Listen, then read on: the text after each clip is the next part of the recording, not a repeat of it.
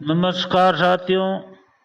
आज का वीडियो है जीरे के प्रमुख कीट, लक्षण और इनके रोकथाम। और इसमें प्रमुख कीट होते हैं मोइला, जिसे छेपा भी कहते हैं, और उगटा को जड़ गलन, और छाचिया को बबूतिया रोग, और ये चौथा रोग होता है जुलसा।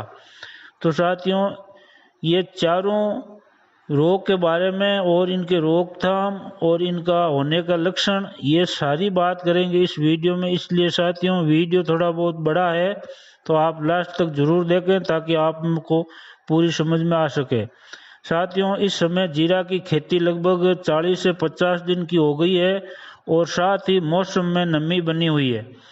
तो इस समय में रोग लगने की संभावना बढ़ जाती है और इधर किसानों को जीरे के खाद पानी देना होता है, यानी जो तीसरा पानी देने का समय है। तो आज के इस वीडियो में बात करेंगे जीरा के प्रमुख रोग व रोकथाम के बारे में। जो जीरे की फसल में सबसे पहले दिखाई देता है वह रोग है उगटा रोग, यानी जड़ गलन रोग भी इसे कहते हैं। ये रोग जीरा की फसल का सबसे पहला रोग है जो आप जीरा में उगते ही शुरुआत की अवस्था में ही लग जाता है, और इसका मुख्य कारण है जो एक ही खेत में लगातार 2-3 साल तक जीरे की लगातार फसल लेना। तो ये लेने से ये रोग होता है। इससे साथियों 60 से 70% फसल का नुकसान हो जाता है, क्योंकि ये रोग फैलने वाले जीवाणु यानी फफूंद कई सालों तक खेत में जीवित रहती है, और ये रोग पौधे के किसी भी अवस्था में दिखाई दे सकता है। परंतु अधिकतर ये रोग छोटे छोटे चकत्तों में दिसंबर के अंत तक खेत में दिखाई देना शुरू होता है।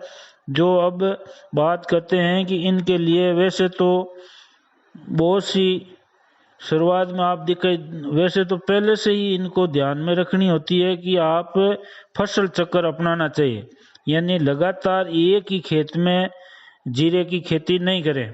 और इसके बाद में बात करते हैं कि यदि आप जीरा की बुवाई कर ही दी है तो तीसरी सिंचाई के साथ, यानी तीसरी सिंचाई के समय खाद के साथ में, या फिर पानी में घोल बनाकर सिंचाई से पहले या सिंचाई के आगे, या आप फुहारा सिंचाई करते हो तो फुहारा, ये पहले बात करते हैं फुहारा सिंचाई की, तो बाद में बात करेंगे दोहरा पाली की।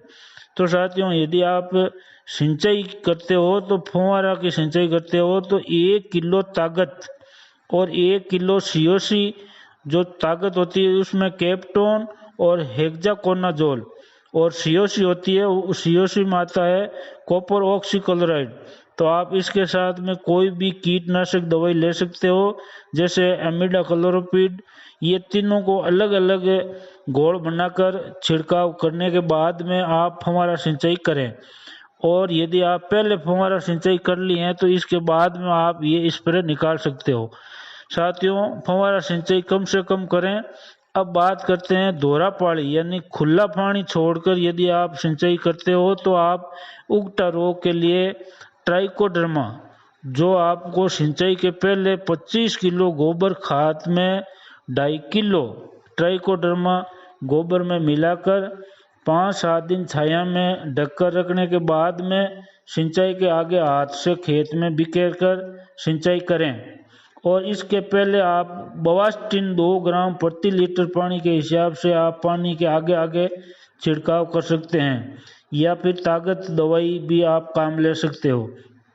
अब बात करते हैं कि जीरा में मोइला रोग यानी छेपा रोग। साथियों, जीरा में छेपा का प्रकोप बादल होते ही हो जाता है।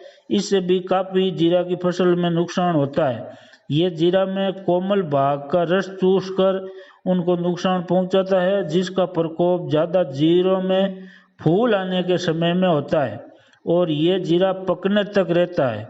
इस कीट को आप रोकथाम के लिए कोई भी कीटनाशक दवाई काम ले सकते हो, जैसे एमिडाक्लोप्रिड या एंडोसल्फान या डाइमिथोन या मेलाथियोन। 1 ml 1 लीटर पानी के हिसाब से पानी में घोल बनाकर छिड़काव करें, और जरूरत हो तो 10-15 दिन बाद और भी छिड़काव निकालें। अब बात करते हैं छाछ रोग के बारे में। यानी बबूतिया रोग के बारे में। तो ये जो अधिकतर फूल आने के समय में ये छाछे रोग होता है, जो बीज बनने के समय ये बहुत तेज़ी से फैलता है। ये रोग ज़्यादा फरवरी और जनवरी के महीने में बादल ज़्यादा रहने के कारण ये दिखाई देता है, यानी होता है। तो साथियों, ये तेज़ी से तब भी फैलता है जब ऊपर ये बादल छाए रहते हैं। तो ये रोग की शुरुआत में आपको सफ़ेद सफ़ेद धब्बे दिखाई देंगे और धीरे धीरे पूरी पत्तियों पर ये फैल जाता है और उसके बाद में ये सारे सफ़ेद सफ़ेद तनों पर फैलता है और धीरे धीरे ये फूलों और बीजों में भी फैल जाता है।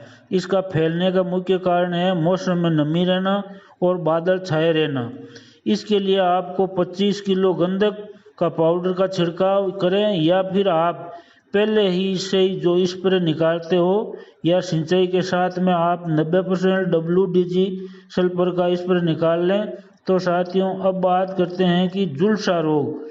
तो इससे पौधे का सिर झुक जाता है और तनों पर यानी पत्तों पर गहरे भूरे धब्बे पड़ जाते हैं और ये रोग इतनी तेजी से फैलता है कि दिखाई देते ही यदि इनका नियंत्रण का काम न किया हो तो फसल को नुकसान से कोई नहीं बचा सकता। यानी कि फसल को नुकसान होने से बचाना मुश्किल हो जाता है। इसको बोलचाल की भाषा में कालिया रोग भी कहते हैं और इसको जीरे का कैंसर भी आप कह सकते हो। तो और ये पक्की पकाई फसल को आपको पूरी भी नष्ट कर देता है। ये रोग ज़्यादा हवा में नमी बनी रहने से और पौधा में पूरा दिन धूप नहीं लगने से ये एक पौधा पर शुरुआत में छोटे छोटे धब्बे बैंगनी रंग के दिखाई देते हैं और बाद में हरे भूरे काले पड़ जाते हैं। और इसके लिए आपको शुरू में स्प्रे में कार्बनडाजिम M45 का स्प्रे में शामिल करना चाहिए और स्प्रे निकालना चाहिए, जो बाद में M45 के नाम से ये जो दवाई आती है मैनकोजेब या जाइनेब या फिर मैनकोजेब M45 का छिड़काव करें, जो 2 ग्राम 1 लीटर पानी में घोल बनाकर छिड़काव करें और आवश्यकता होने पर आप 5-7 दिनों बाद वापस इसका स्प्रे निकालें। हो सकता हो तो आप कालिया के लिए टिल्ट जो सिजेंटा कंपनी की एक स्प्रे निकालना है, जो सिजेंटा कंपनी की आती है टिल्ट। साथियों, आने वाले वीडियो में बताऊंगा कि टिल्ट क्या है और इसका स्प्रे कैसे करें और जीरा की खेती में इसका क्या महत्व है टिल्ट का। तो साथियों, तब तक आप हमारे कृषि ज्ञान यूट्यूब चैनल को सब्सक्राइब करें और वीडियो को ज़्यादा से ज़्यादा शेयर करें, लाइक करें। धन्यवाद। राम राम सा। जय हिंद, जय जवान, जय किसान।